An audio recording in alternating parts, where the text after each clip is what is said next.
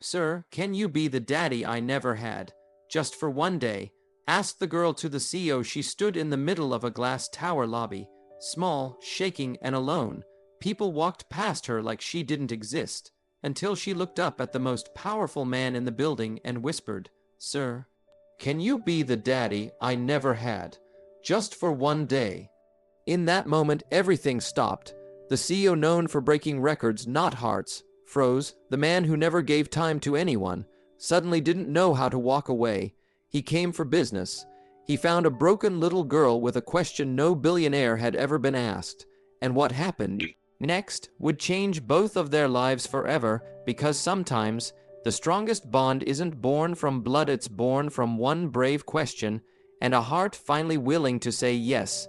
He ran a world built on numbers, deals, and decisions that moved millions.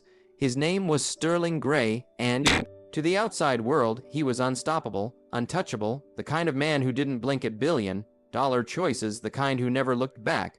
Because in his world, looking back slowed you down. Feelings, they were a distraction. Emotions, unprofitable. He had built an empire from the top floor of a glass tower that touched the clouds, yet inside, he lived alone, guarded, calculated, and numb. That morning was like any other. A hard winter sun lit up the skyline. His private car pulled up to the corporate tower at exactly 8:59 a.m. Sterling stepped out in a tailored charcoal suit, polished shoes clicking against the lobby's marble floor. Security greeted him with a respectful nod. Assistants trailed him, reading out the schedule, learnings calls, media briefings, investor reviews. Another day of power, another day of pretending he still cared. But then, the script of his life rewrote itself with a single voice. It wasn't loud, it didn't demand. It was soft, broken, like a tiny hand knocking on the iron gates of his heart. Excuse me, sir. He turned, almost annoyed. He didn't have time for delays. But when his eyes landed on her, time itself seemed to hesitate. She couldn't have been more than 7. Her coat was too thin for winter, her shoes too worn. A little girl standing alone in the middle of his corporate lobby, clutching a frayed teddy bear that looked like it had been hugged through years of pain. Her lips trembled, but her eyes, God, her eyes, they held a kind of courage that broke him. Can you be my daddy just for one day? She asked, barely above a whisper. Silence fell over the entire lobby. Assistants froze mid-sentence. Guards glanced at each other. Even the air seemed to hold its breath. Sterling stood there, stunned. He had closed some of the most complex deals on the planet. He'd stared down Wall Street, negotiated with oil tycoons, faced lawsuits without flinching. But this little girl just cracked open a part of him he thought was long dead. What did you say? He asked, his voice quieter than usual. She looked down, then up again, her voice trembling. It's Daddy Day at school. Everyone's supposed to bring their dad. I don't have one. I never have. My mom works a lot, and I just wanted to feel like the other kids. So someone told me that CEO are like the bosses of everything. And I thought, maybe someone like you could pretend, just for today, so I don't feel so invisible. The weight of her words hit him harder than any business loss ever could. Sterling Gray, the man known for heartless precision and iron logic, suddenly felt something pierce through the ice in his chest. He looked around. People stared, waiting for him to dismiss her, to carry on. That's what he always did, keep walking, eyes forward, emotions buried, but he couldn't. He knelt down, the marble cold beneath his knee. What's your name? He asked gently. Leela, she whispered. He took a deep breath, then offered a faint smile. Something rare and rusted from lack of use. Well, Leela, I think I can be your daddy, just for today. Her lips parted in disbelief. Really? He nodded. Really? The receptionist gasped softly. A junior assistant covered her mouth. Even the janitor stopped sweeping. In that moment, the CEO, who never had time for anything, gave the most important yes of his life. They sat together in the backseat of his car, heading toward her school. Leela spoke quickly, nervously, afraid the magic would vanish. You don't have to do much, she said. Just maybe say some nice things, shake hands with my teacher, tell them you're proud of me. Sterling listened, not as a man analyzing words for leverage, but as a human being rediscovering what it meant to feel. She told him about the diner where her mother worked, the nights she stayed up waiting for her to come home, the birthdays she spent with just her teddy bear and a cupcake. I used to draw pictures of what I thought a dad might look like, she said. They all wore suits. Like you? He chuckled gently. Well, I hope I live up to your drawing. She grinned. When they entered the classroom, heads turned. Children whispered, "Is that your dad?" One boy asked in awe. "Yep," Leela said confidently, holding Sterling's hand. "He's my dad." Just for today, Sterling had walked red carpets, stood behind podiums, been featured on magazine covers, but nothing compared to the feeling of being called Dad, even if only for a moment. The teacher greeted him warmly. "We're so glad you could join us, mister." He looked at Leela, smiled, then said, "Gray." Leela's dad. For 2 hours, he sat in a plastic chair built for someone half his size. He watched her read aloud. He helped her glue paper hearts on a construction board titled "Why I Love My Dad." He wrote his name next to hers in a crooked little heart.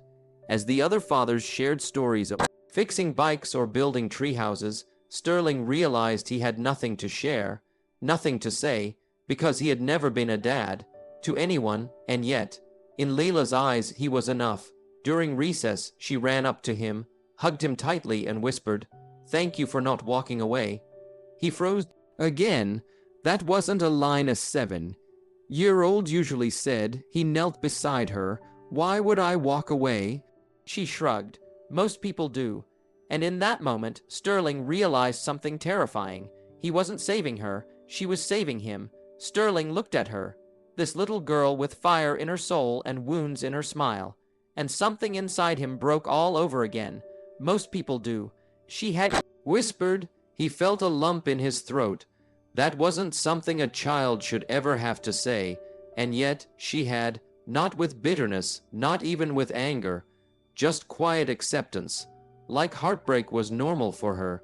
He didn't have the words, so he did what he never did. He knelt again, eye to eye, hand on her shoulder, and he said, "Well, I'm not most people." Recess ended, and the teacher invited the dads to stay for lunch in the classroom. Paper plates, juice boxes, sandwiches packed with little notes. Sterling looked around and realized this was more than a game of pretend. These moments, they were stitched into memory. Every hug, every smile, every proud glance. He caught himself watching the other fathers, then glancing back at Leela. She didn't look like someone pretending to be happy. She looked like someone finally breathing again. As they sat together, Leela reached into her bag and pulled out a crumpled napkin. On it, in shaky purple marker, was a drawing of her family. 2 stick figures, a girl and a tall man in a suit. She passed it to him. "I made this last night." Just in case someone said yes. He held the napkin like it was a priceless work of art. After lunch, the kids were asked to come up front with their dads and share something they loved doing together. Leela's name was called. Sterling gently squeezed her hand. "Do you want to go?"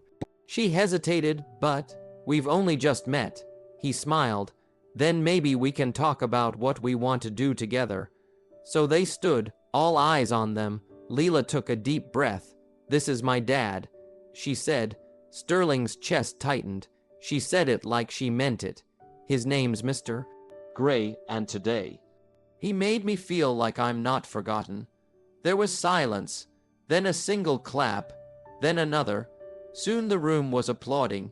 Teachers, kids, even the janitor who had peeked in the back. And Sterling, he felt something deeper than pride. He felt purpose.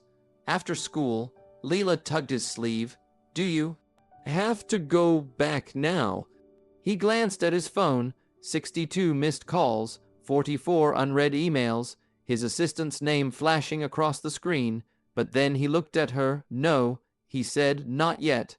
So they walked, just the two of them, to the diner where her mom worked. The sidewalks were slushy from melting snow.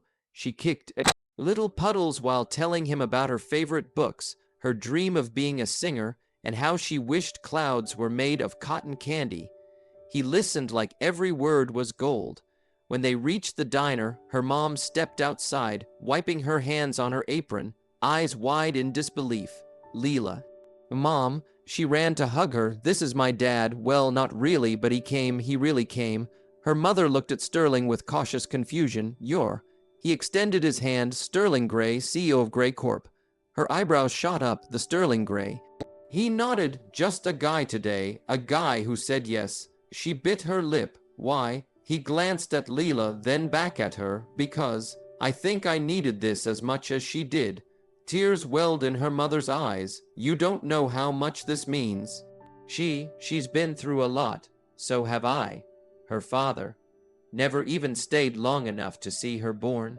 She used to stand by the window every Father's Day, waiting for someone who never came. Sterling felt something stir in his chest. Regret, guilt, longing. He didn't know, but it gripped him hard.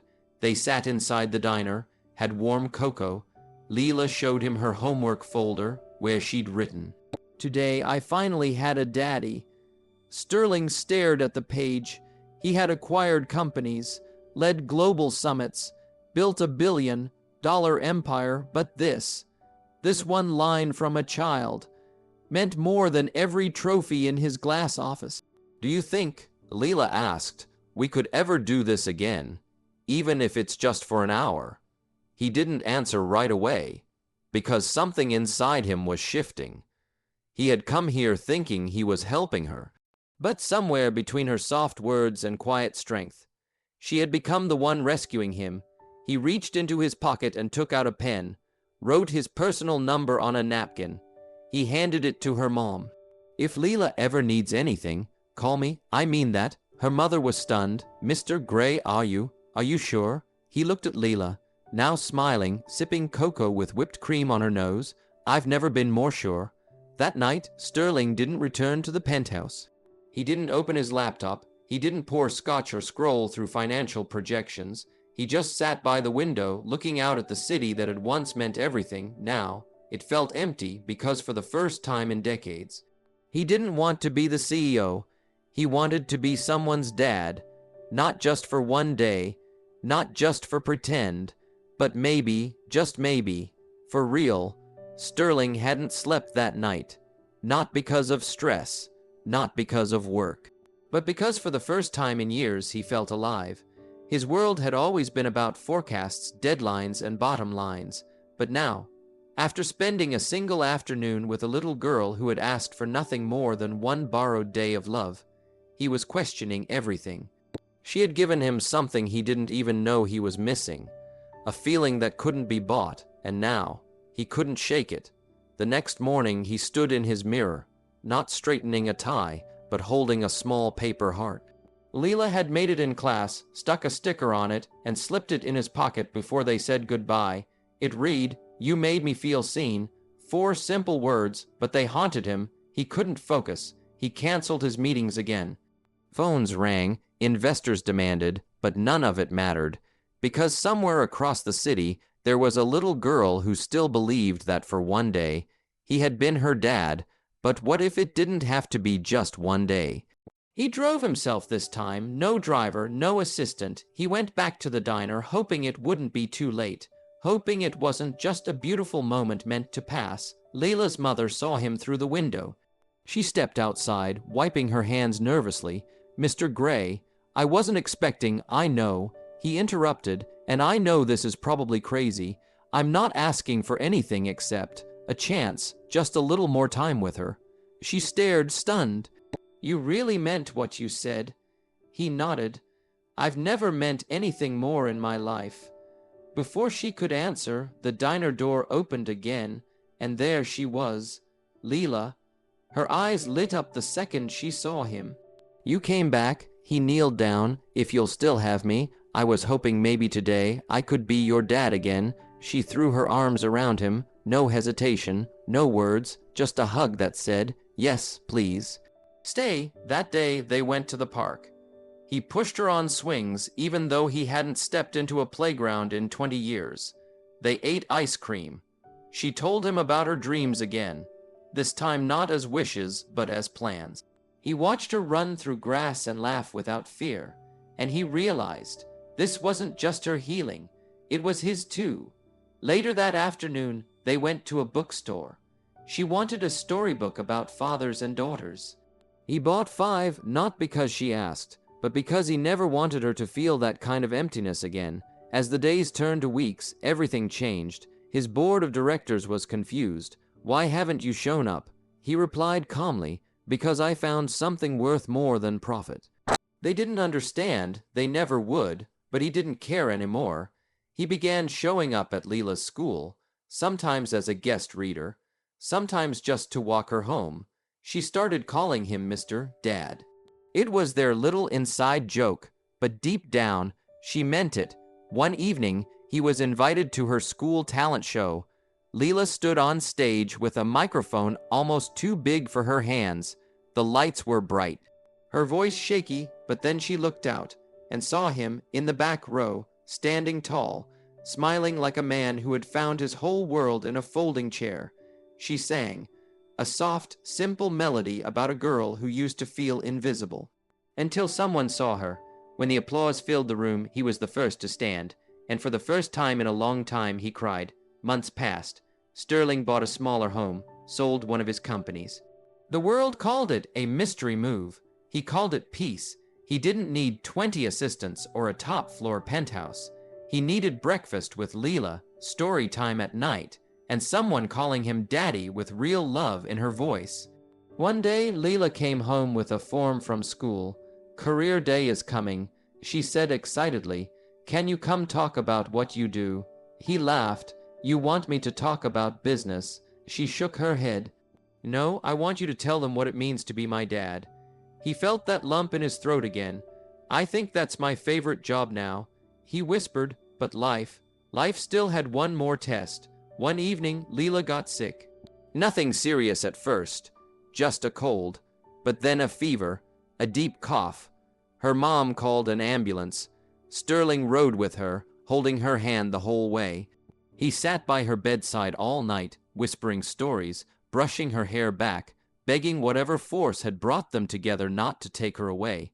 She opened her eyes once and whispered, "You're still here." He nodded.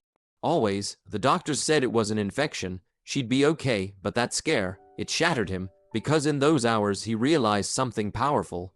He had walked into her life thinking he was pretending.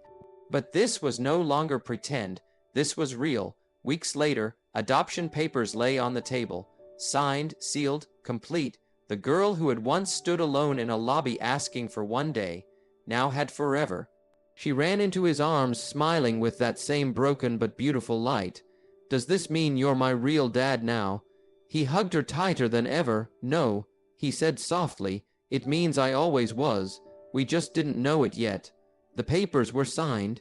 The long silence that used to echo in his heart was now filled with something deeper than sound. It was filled with belonging. He looked at Leela across the table, the same girl who once stood in his corporate lobby holding a teddy bear and asking for a father. And now here she was, not asking, not hoping, but finally belonging. She was coloring on the table with a worn out purple marker, humming a tune she had made up herself. Her small feet kicked under the chair. Her smile wasn't borrowed anymore, it was hers, it was real. Sterling sat back in the chair and let the moment sink in. This wasn't a chapter, it was the whole book. He thought about the man he used to be, drowning in wealth, starving in love, surrounded by gold but suffocating in gray. He thought about the day he almost walked past her, and how one sentence, one fragile little question, changed everything. "Sir, can you be the daddy I never had? Just for one day." She had no idea what that one question had unlocked. Because what began as one day of pretending had become a lifetime of purpose. She didn't just find a dad that day, he found a reason to be one. Later that night, he tucked her into bed. She had a cold again, just a little one. But he still checked her temperature twice, fluffed her pillow 3 times, and read her favorite book twice as slow, just so she could fall asleep to the sound of his voice. As he turned to leave the room, she reached out and touched his hand. "Wait, Daddy." He stopped. That word still did something to him. It never got old, never would. "Yes, sweetheart." She blinked sleepily, her voice soft. You know, you didn't have to stay, you didn't have to come back, but you did. He smiled through misty eyes. Because I wasn't meant to leave, I was just late getting home. She gave a sleepy little laugh. I'm glad I asked you. He leaned down and kissed her forehead. I'm glad I listened. And in that quiet room, lit only by a nightlight shaped like a moon, the richest man in the city wasn't in a skyscraper. He was sitting beside a child, holding her hand, whispering stories, and realizing he'd finally arrived at the only place that ever mattered, home. The world never knew what really happened to Sterling Gray. They said he disappeared, stepped away from the empire he built, fell off the radar, but Leela knew he didn't disappear. He finally appeared in the one place that needed him most. Because when a child says, just for one day, and you choose to stay forever, that's not charity, that's not duty, that's love, and love always finds its way home.